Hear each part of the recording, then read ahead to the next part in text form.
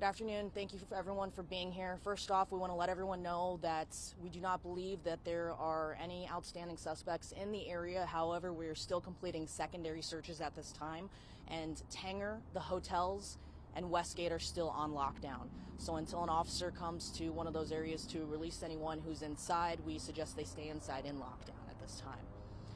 So to begin this afternoon at approximately 2:40, we had reports that there was a shooting at the Tanger Outlets at 95th Avenue in Glendale in the center of the shopping plaza. Information came in that there was possible multiple victims with gunshot injuries. We were able to locate 3 persons with gunshot injuries that were transported to local Valley hospitals. At this time, no one has passed away. We believe there's potentially at least one person with life-threatening injuries. We only know of one child, of the 3 victims being a child. We're still confirming ages of those persons. We're still sorting out how many victims, how many potential shooters there are, but we do not believe that there is anyone outstanding.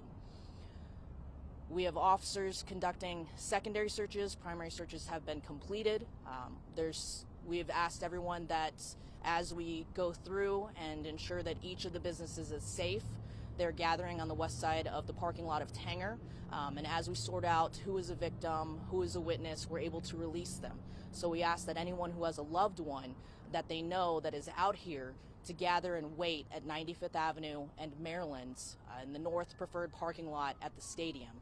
Best routes to get there are going to be 91st Avenue to Maryland or off of the freeway, the Loop 101 on the Maryland exit. But we ask that everyone stay off of Glendale Avenue or 95th Avenue.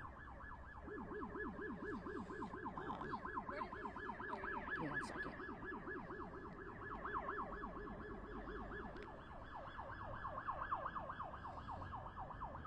We do know that this was a singular incident. Again, this was a singular incident between 2 groups of people. This was not an active shooter. Again, this was not an active shooter. It was an altercation that occurred between 2 groups of persons. It turned into a physical altercation and then a shooting.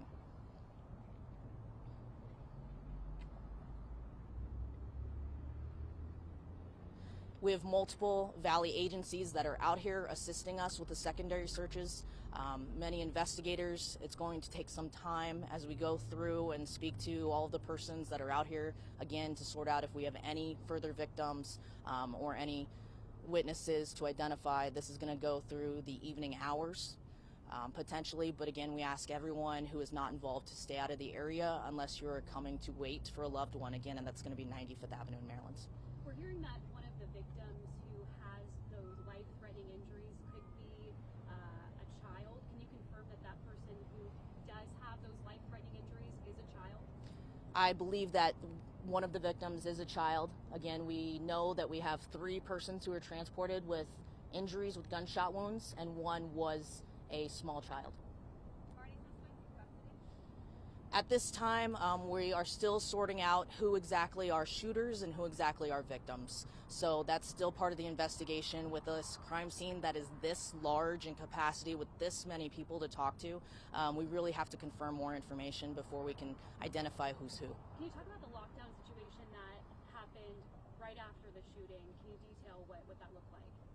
You know, I wasn't out here, but I can tell you that we were able to put out information over social media almost immediately after the shooting information came out to advise people in the area to lock down, just to ensure that they're not out and about running around, especially until we could identify that, again, this was a singular incident between 2 parties and not an active shooter. Any indication that it's gang-related? I have no indication of that at this time. And what weapons were used? I don't have any information on the weapons. Can you talk about how many possibly, you said it was an extensive area where this happened. Can you talk about how many rounds the bullets were probably? We don't have any information to indicate how many rounds at this time. So just to let you know, I came over here before I was able to do the investigations briefing. So I tried to get as much information as possible to give you guys at least some information, because we know there are so many people out there that have a loved one that's potentially over here. There are hundreds of employees and customers, and we just want to make sure that the public knows that we're doing everything we can to ensure that there are no further victims. We appreciate the update. You said that the shooting occurred at the central part of the outlets. Can you be more specific? Was it a food court? What was it? I don't believe there's a food court here. necessarily, but it's just the center of the Tanger Outlets. There's multiple businesses over there. I'm not sure exactly how many scenes or potential, how far it went out. Age range of victims? You said one I child. don't have an age range. They all seem to be very young, so we can't confirm if there's more than one juvenile. Okay. Can you talk about any previous incidents that have happened here, shootings at this particular center, and is that a cause for concern for anybody shopping? I don't have any information on any other shootings at Tanger. We did have a shooting at an active shooter incident that happened at Westgate a few years ago, and we were able to take that suspect into custody, and there were no persons that passed away from that, but again, a very traumatic incident for everyone involved. You mentioned sorting out witnesses and also victims. How does that work for you? Walk us through that. So anybody who feels like they had a gun pointed at them could be a victim of aggravated assault. So we have to talk to each individual, and there are hundreds of people here, before we can identify if they were a potential victim. If anybody has any other types of injuries, they may not be gunshot wounds. There might have been some sort of physical altercation. So we have to talk to everybody involved. And again, this is going to be a very extensive investigation that's going to go through the evening. Can you give us the gender of the young child? You know, I don't have that. It's gone back and forth which one it was. I think it's a very chaotic scene. So when you have a lot of witnesses, everybody has their own interpretation of what happened because you have different perspectives and viewpoints. So it's hard to confirm that information. Can you talk about chaotic scene? You just said that. What does that effort look like for police, first responders, arriving to what you don't know? It's absolutely a coordinated effort. So we have other West Valley agencies out here. We also have the Department of Public Safety. We have several tactical units. And that is just every agency out here working together to ensure the safety of everyone. So they're going door to door. They are ensuring that we, again, have no further victims. They're making sure that everyone is safe and feels safe to come out. Are they currently doing that right now? The secondary searches are going on as we speak. As we walked over here, they were still going. Are they also doing that at the hotel? That's correct. So we're going to also be continuing those searches out at Westgate and at the hotels, and it is for precautionary. Again, we do not believe that there are any shooters outstanding.